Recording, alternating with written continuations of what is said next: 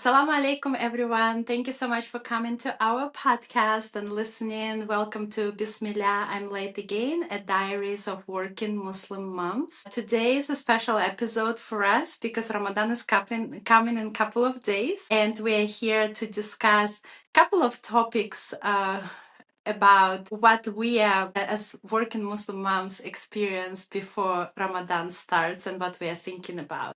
The first question we wanted to discuss is how do you create this excitement and love for Ramadan for your children when you were living in the West? Okay, so Bismillah. This year has been a very big topic. My daughter's 4 and she doesn't really care about gifts. Christmas has just passed. So during the holiday season, my daughter just wanted the lights. She wanted the decorations. The holiday season is very magical. There's lights everywhere, decorations, people are just so happy and jolly. Like, it is honestly a very magical time of the year. Right. My daughter was having a little bit of a hard time. You know, she wanted to know, Mommy, can we get a tree? Can we decorate with lights? And me as a mom, as a Muslim mom, I had to put my foot down on this. And I said, no, love, we're not going to be able to get a Christmas tree. We don't celebrate Christmas, but we celebrate Ramadan. So inshallah, during Ramadan, we will have some nice decorations. And I had to kind of drill it into her mind a little bit. And it didn't take that long, honestly. You know, to be fair, she was very accepting of this. And it came to the point where she was actually telling her friends, I don't celebrate Christmas, I celebrate Ramadan. We walked in the neighborhood, we ran into some friends of hers from school. So her friend and his parents. And the mom said, my son just told me that randomly. He said, Minnie doesn't celebrate Christmas, she celebrates Ramadan. Mm-hmm. This is from the little boy. So she's doing dawah. She's doing dawah. My 4-year-old's doing dawah, people. And her teacher even called me and she said she knows what she's celebrating. She is appreciative and she's also very respectful of other people, what they're celebrating. And, the teacher's very excited to help us celebrate her. So this is our first part. Tell me, Lenajan, how about you and your kids? Yeah, I think it's very hard to compete with commercial holidays that are here in US. For Christmas, even for Valentine's yesterday, all their advertisement, all the stores are filled with these celebratory things, the cards, the hearts. During the Christmas, it's absolutely magical. As an adult, I love Christmas time. Just walking around and seeing the lights and seeing the decorations, it's very hard to compete to that, and create the same level of excitement for Ramadan in your home. I try to do simple decorations within the home. What I can create as a working, definitely decoration makes kids excited. There is another thing that we do is I do a treasure hunt for them the night the Ramadan starts. I hide chocolates and small toys around the house and give them clues, and they run around and trying to find it. So that's going to create that excitement. We also tell them that in Eid, there is going to be more presents for them. During the Christmas time, when they are so excited about Christmas, we remind them, you guys have Ramadan. You have 2 Eids with all the presents. So we celebrate our holidays. Yet I try to also allow for some respectful celebrations of other holidays for them as well, especially if it's in school and stuff. You love the lights and excitement of the decorations. What decorations have you gotten this year? Okay, this is very controversial. Very controversial, but after reflecting and thinking about it very hard and even praying about it, I did purchase a crescent Ramadan tree. Haram Police will probably going to be all up in our business right now, but this is something that I really, as I said, worked upon. My intention is to not use the tree as a symbol of Ramadan, but rather just a way to foster and create excitement for this month. My daughter's not going to be fasting. She's only 4 years old. But this is a way for her to be so excited. This is a way for her to get ready. So we got the tree and we have a few lights here and there. We're not going overboard either. I got her Ramadan pajamas. I got her a Muslim doll. She has her own little prayer rug. She has her own little hijab. She is ready, inshallah, for Ramadan. She's so Mashallah. ready that we shared the picture with her school, with her teacher, and her teacher displayed it to the class. And my daughter was presenting. Oh, that's good. You saw the video. She was so confident. Yes, this is my nightgown, and this is our tree. And the kids were asking questions. What is this? What is that? And the pride that I had for my little girl, just watching her just explain so confidently what this means to her, it just means so much. And also her teacher spent this whole week was about Ramadan. So we read books. Mashallah. We sent some books over to school. So her teacher read this book, and I can share all the books that we have later. We also have this book, The Gift of Ramadan, which is one of our favorites. We have more books, but these are the two books that we chose to share with school. Her school had Ramadan music on, and the kids were singing La ilaha illallah. Like, Imagine they coming home and La ilaha oh my illallah. gosh, all these kids saying La ilaha illallah. But I just, for now, like, I don't know if all teachers are like this, but this teacher in this school, in this moment, she made my kid feel seen. She made her feel heard. My daughter had her moment. We had the moment of Christmas a few months ago. That was everybody's moment. But I really, truly appreciate what her teacher did. And my kid is the only Muslim in the classroom. I think there are a few more Muslim families in the school, but for my kid, she's the only one. And for her to have that moment to share and to be proud of who she is to her friends, mashallah, I cannot ask for a better teacher. Very. I see, but not necessarily. It also it's also about identity at the end of the day. For little kids to say, "Hey, I celebrate Ramadan. It's Ramadan right now." Like, I think that is a part of what we are trying to instill in them, and because nothing else is representing them, right? Not everyone has Right. a teacher like my kid who's like, "Oh my gosh, here's Ramadan," and like, and by the way, she's a Jewish teacher. She and for her to Mashallah. put all this time, mashallah, to put all this time and intention to share, you know, what other religions are is amazing. So yeah, that's what we need to do in the Yeah. West, is trying to make it more intentional and Be make sure more that our kids are intentional. proud. Yes. Yeah, I 100% agree with that. And then to the topic of belonging and celebrating within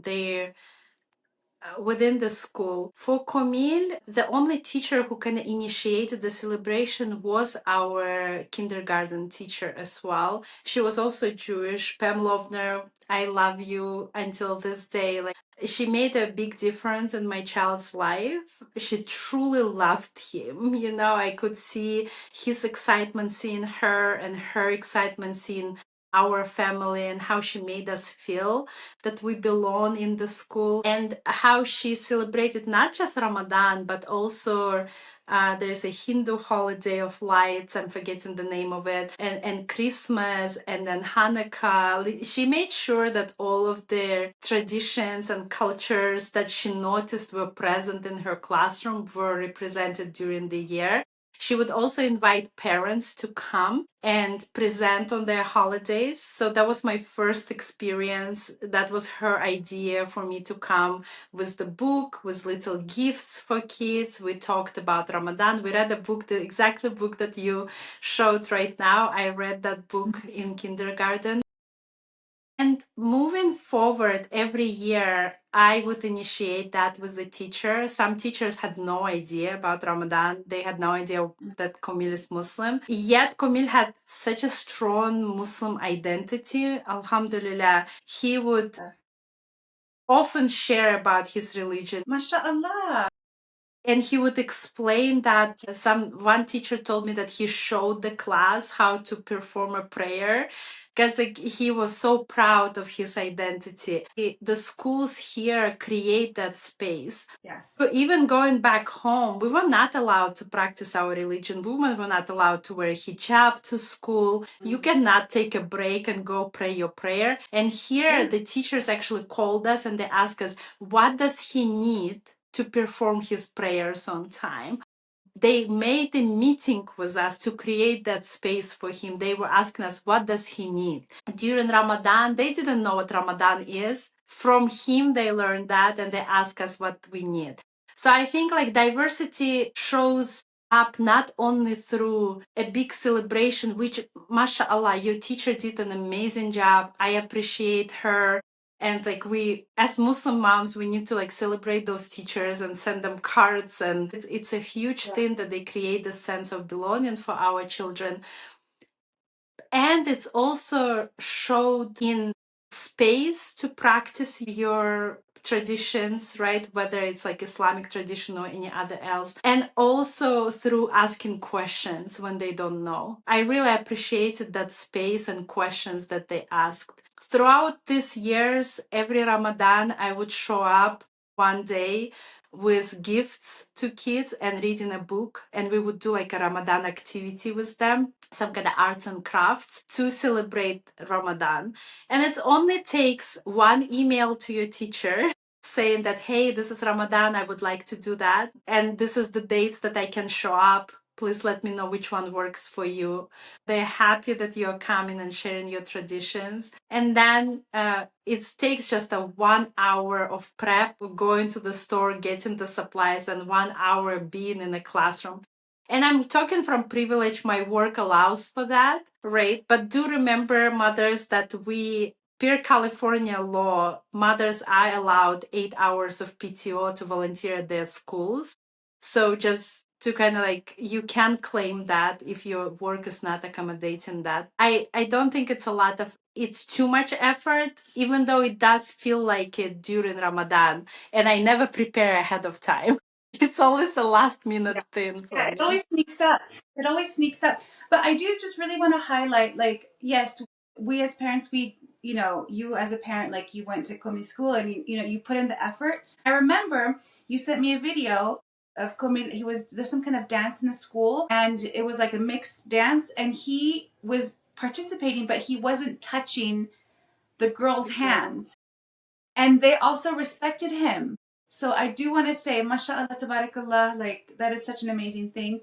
That is parenting goals, mashallah. And may Allah bless him and continue to use him as a way of dawah, because he's teaching everyone. He's teaching, he's spreading awareness to adults and to kids. I just want to give that moment to you.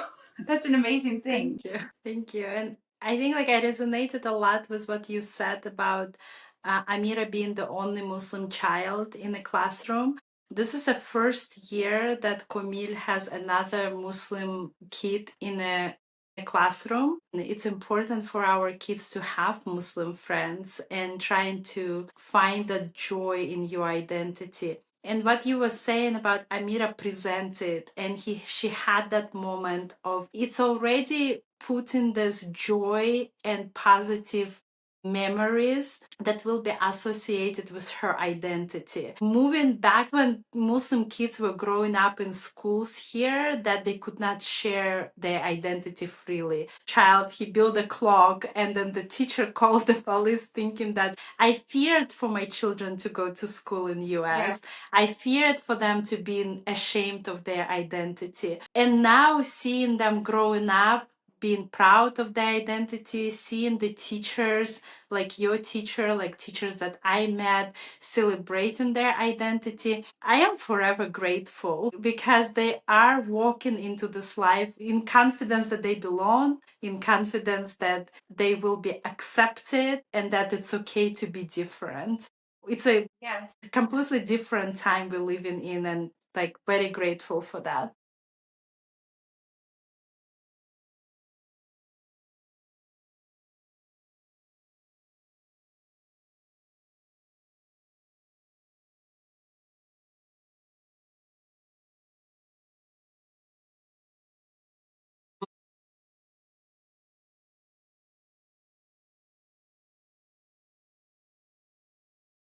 Alhamdulillah, are lucky. I'm hoping that this trajectory of having accepting teachers continues. Mm-hmm. But yeah, there are teachers out there who don't, who are not going to take the time to teach their class about other cultures and religions, and we got to keep an eye out for that. And we want and that's when we come in, right? We come in and we're gonna send the emails and hey, like this, even if they don't have a whole week of like what teaching what Ramadan is, like us as parents are going to be having to make some emails, whether it's just like sending the goodie bags or even just doing reading a book, and or having your kid read a book to the class. We Mm-hmm. will have to make our you know we do have to make the effort to make sure that our kids are being represented. It's not going to Yes. be readily for everyone, but if that's not going to be readily available, we're going to be up there, and we're going to be making sure that our kids are represented. I'm very Yeah. passionate about that.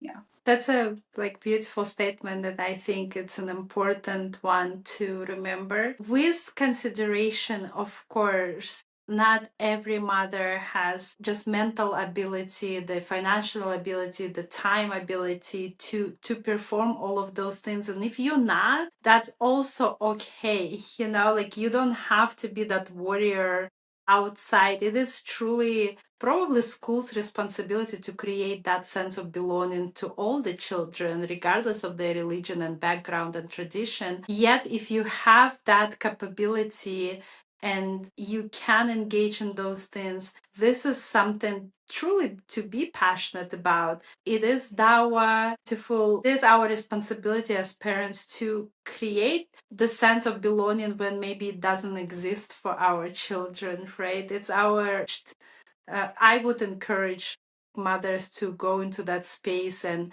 create that for children, as they often are the only Muslim child in a classroom and sometimes the only Muslim child in a school. Yeah. Make it your business. Make it your business to make sure that your child is seen and appreciated and respected for who they are. All That's it. right. Yeah, agree. If you're not there as a parent to make sure that they're, seen, then who else is going to do it? Not everyone's going to have an amazing teacher and do that for them. So that's up to us.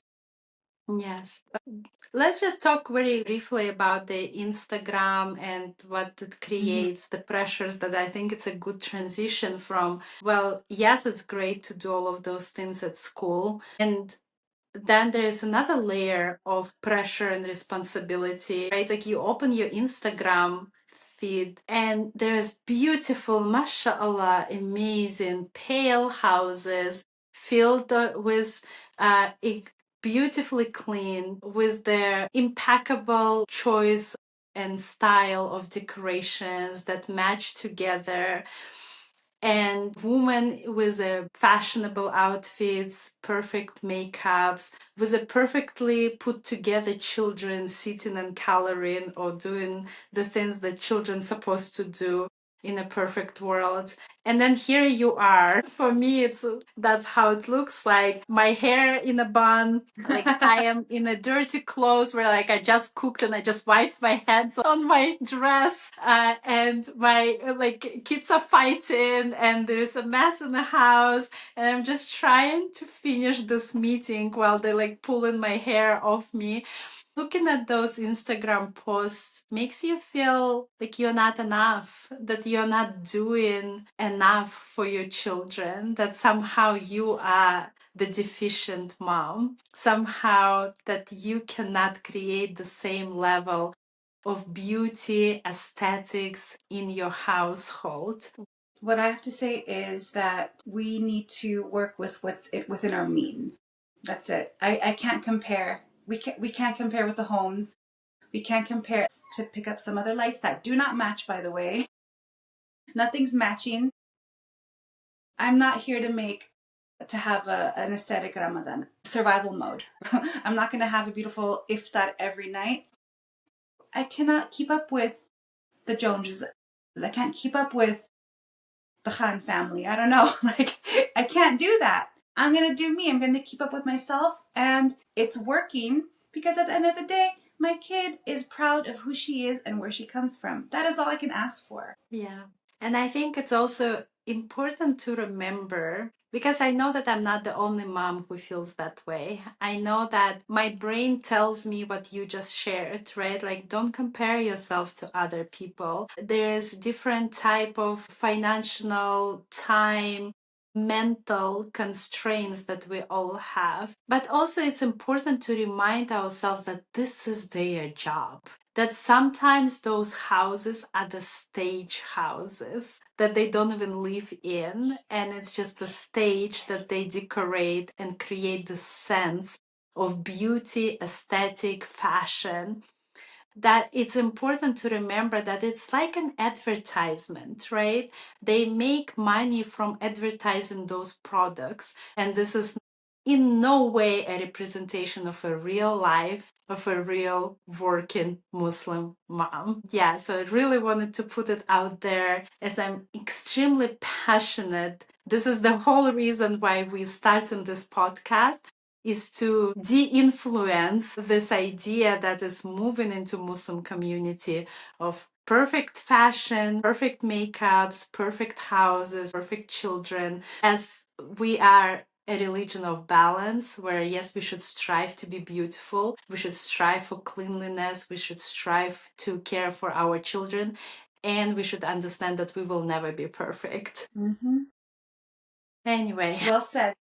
so we are moving to the end of our time already. That was beautiful. And before we end, I would like to say that we would love to hear from you, our listeners. We would like for you to invite you to send us your diary entry. So what we are planning to do is we are planning to receive, whether it's through email or through DMs. We will keep everyone anonymous. But if you have anything that you want to take off your chest or share or have share with us. Don't keep your burdens to yourself. Share it with us. We can use it as a way to discuss like what all the other moms are going through. So you can DM us at Instagram. It is bismillah.diaries, and we will keep everyone anonymous. Send us your diaries, your thoughts, your feelings, your fears of what it is to be a working Muslim mom or a Muslim mom in general. And then, yeah, thank you so much for joining us. I hope you enjoyed this episode. I had a great time talking about our kids and what they're doing to be better Muslim, what they're doing to foster that sense of pride in their identity of being Muslim kids. I had so much fun with Maida and Jan, of course, as usual. And please join us and share and comment and subscribe. We want to hear. We want to hear from you. We want to hear your opinions on and everything that you have to do or anything you have to say about who you are. Yeah. Anything else? I think that's all. Thank you so much for joining us. Assalamu alaikum. Thank you so much.